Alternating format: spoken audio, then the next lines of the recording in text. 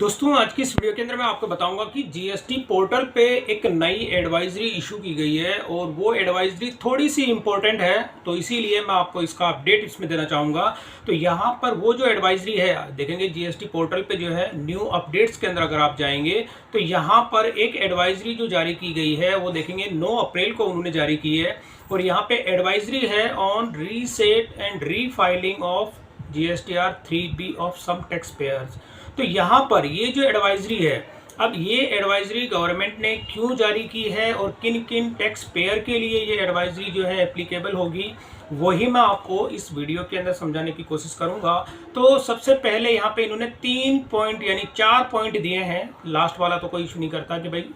इसमें first number का जो पॉइंट है, यानी कि अगर मैं इसको आपको थोड़ा सा ट्रांसलेट करके भी दिखा देता हूँ हिंदी के अंदर, ताकि आप बेटर वे से मैं आपको इसमें समझा सकूँ।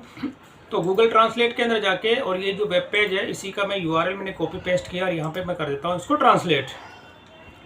तो अब ये जो पूरी एडवाइजरी है, एडवाइजरी आप देखेंगे कि ये पूरी हिंदी के अंदर मैंने इसको ट्रांसलेट कर दिया। यहाँ पर आप देखेंगे कि इसमें ऐसे जो करदाता यानी जो टैक्स पेयर है उनको 3B दोबारा दाखिल करने की जो है इसमें रिक्वायरमेंट है। और ये देखा गया है कि जीएसटी के अंदर जो जिन्होंने डाटा फीड किया है और उन्होंने जो भी अपना आईटीसी जो उनको मिलता है उस फाइलिंग के अंदर जो है काफ़ी गलतियां थी। यानी कि ये इन्होंने बताया साफ साफ कि यहाँ पे जब भी आपने जीएसटी जब से एप्लीकेबल हुआ है 2017-18 से लेके अब तक, अगर आपने अपनी जीएसटी पोर्टल पे जो डाटा फीड किया है उसके अंदर जब आप 3B फाइल करते हैं, यानी 3B जब कभी भी फाइल करते हैं तो उसमें डाटा ऑटो पॉपुलेट होके आता है। और ऑटो पॉपुलेट होने के बाद में आप अगर उस डाटा को मैनुअल चेंज करते हैं तो उस केस में क्या होता है, नोटिस भी इशू करती है, क्योंकि जीएसटी पोर्टल पे अगर आपकी तरफ से कोई भी मिस्टेक होती है तो इमीडिएटली आपको नोटिस मिल जाता है। तो यहाँ पर लेकिन अब ये इन्होंने क्या किया कि जितने भी टैक्स पेयर थे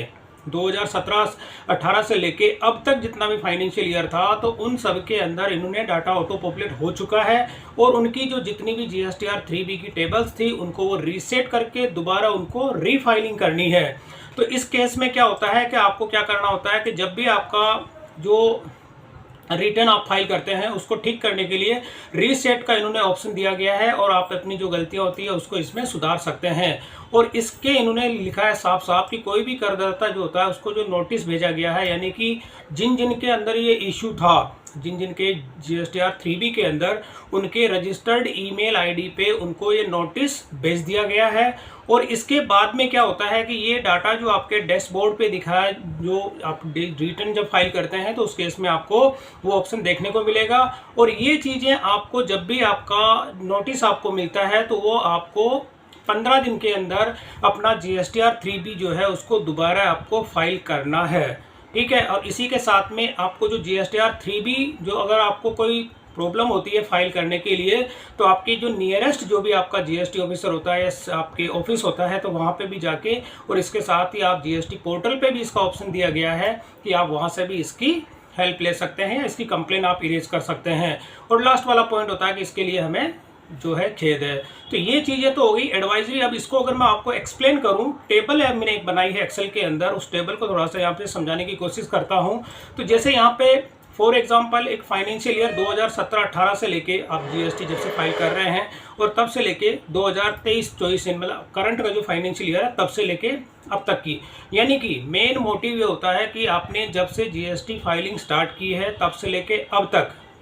अगर आप अपना GSTR 3B फाइलिंग करते हैं, अगर आपकी मंथली फाइलिंग है, मंथली फाइलिंग के अंदर आपने क्या किया कि जैसे आप देखेंगे अप्रैल मई जून, यानी अप्रैल मई जून तक आपका जो 3B जब आप फाइल करते हैं उसमें कोई भी डाटा अगर आपका मिसमैच नहीं होता है, जैसे कि आप 3B जब फाइल करते हैं तो उसमें ऑटो पॉपुलेट होकर जो डाटा आता है आपने उसी हिसाब से अपना जो डाटा उसमें फीड किया है और अपने 3B को फाइल किया है। बट आपने क्या किया यहाँ पे जुलाई मंथ के अंदर जो है आपका डाटा मिसमैच हो जाता है, यानी 3B के अंदर जो डाटा आपका ऑटो पॉपुलेट होकर आता है उस डाटा को आप चेंज कर देते हैं, या जो आपको आईटीसी जो मिलता है आपने उस आईटीसी को चेंज कर दिया। तो चेंज करने के केस में क्या होगा कि उस मंथ की, यानी वो फाइनेंशियल ईयर कोई सा भी हो सकता है 2017-18 से लेकर 23-24 के बीच में, और उसके बाद उसकी 3B जो टेबल होगी आपको रीसेट करने का ऑप्शन उसमें देखने को मिलेगा। और उस केस में आपको अपनी 3B जो है वो आपको दोबारा रीफाइलिंग करनी होगी। तो पहली चीज़ तो ये हो गई कि आपने जिस मंथ के अंदर अपना जो 3B के अंदर डाटा मैनुअल अगर आपने चेंज किया है तो उस मंथ के अंदर आपको जो अगर मंथली फाइल करते हैं तो वो आपको, और ये आपको नोटिस मिल गया नोटिस के अंदर वो डिटेल्स आपको कंप्लीट देखने को मिलेगी कि कौन कौन से मंथ के अंदर अपना जो डाटा मिसमैच हुआ है, और उस फाइनेंशियल ईयर के अंदर जाके आपको अपनी GSTR 3B जो होती है उसको रीसेट करना है, और रीसेट करने के साथ ही आपको उसको दोबारा रीफाइल करना है। तो ये तो हो गया मंथली के लिए। अब फॉर एग्जांपल अगर आपका क्वार्टरली आप अपना 3D फाइल करते हैं तो फर्स्ट क्वार्टर आपका बिल्कुल ठीक है, कोई इशू नहीं है। सेकंड क्वार्टर के अंदर भी आपका कोई भी ITC का जो डाटा होता है वो मिसमैच नहीं हुआ है। बट थर्ड क्वार्टर के अंदर अगर आपका डाटा मिसमैच होता है, आप अपनी 3B जब फाइल करते हैं तो उस केस के अंदर अगर आपका डाटा मिसमैच हुआ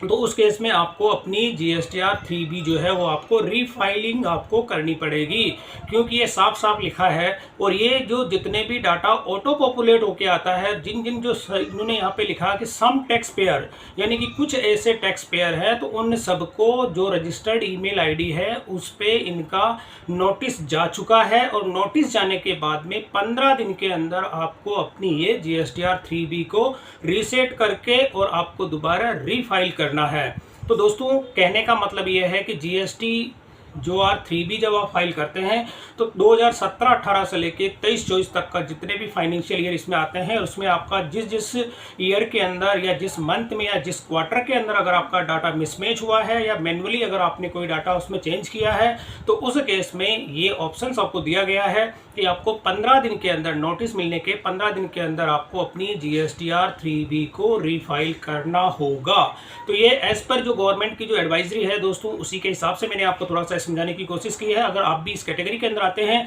या आपको कोई इस तरह का नोटिस अगर इशू किया गया है तो आप अपनी GSTR 3B को दोबारा रीफाइल करें। तो दोस्तों थोड़ा सा ये GST का जो इंपॉर्टेंट अपडेट था वो अपडेट की मैंने थोड़ी सी आपको इन्फॉर्मेशन दी है। तो दोस्तों वीडियो पसंद आए तो इसे लाइक और शेयर जरूर करें, और मेरे चैनल को सब्सक्राइब करना ना भूलें।